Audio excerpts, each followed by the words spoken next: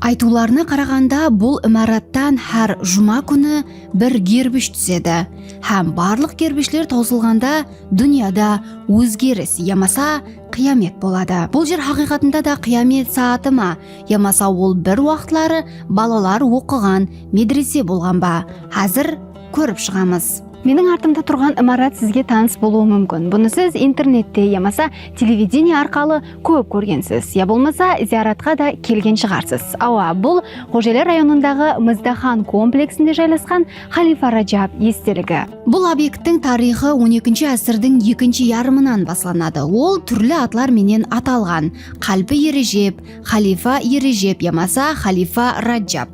Ілімбазлар оның ішкі бөлімлеріне қарап, оны бір уақытлары қызлар һәм балалар бірге оқыған мешіт медресе болған дейді. Бұнан сқары ол ханақақ вазипасын да атқарған, яғни дәруішлер, ғариплер һәм кедейлер қалып түнеп кететұғын мейманхана болған. Бірақ 14-ші ғасырда ішкі қойымшылық пайда болғаннан соң имарат мавзолей статусына өткен. Имарат алдындағы гербішлердегі сол сырлы үш әріп, олар 9-ші ғасырге туры келеді. Бұл жазу имараттың құрылыс жылын білдіруі, ямаса апуайы зияратшының жазып қалдырған естелігі болуы да мүмкін. Енді ең сырлы әпсанаға тоқталамыз.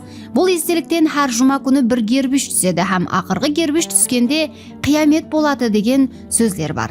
Бұл аңыз 1000 жылдық. Соның үшін зияратшылар бұл жерге келіп, 7 гербішті жинап, өз тілектерін білдіреді екен. Дегенменен айырым адамлар бұл 7 гербішті жинау дұрыс емеслігін де айтады. Сондай-ақ бұл жерде археологиялық зерттеулер болса 1984 жылы басланған. Ең қызығы, мақбараны қайта тікілеу үшін ақш елшіханасының мәдени мирасты сақлау фонды дерлік $80,000 грант ажыратқан екен. Мыздахан комплексі 7 саны менен тығыз байланысылы. 7 күмбез, 7 тас және де Қалпы Ережеп естелігінің төменгі тарапында 7 ұлама жерленгені хақында айтылады. Соның менен бірге Ережеп, ямаса Раджаб адам аты болғаны менен араб календарының 7-ші айын білдіреді. Бұнан сқары Ережеп Қалпы естелігінің жақын жерінде 7 қари естелігі, яғни сахана жайласқаны хақында да мағлұматлар айтылған. Сіз бұл естелік хақында және қандай мағлұматларды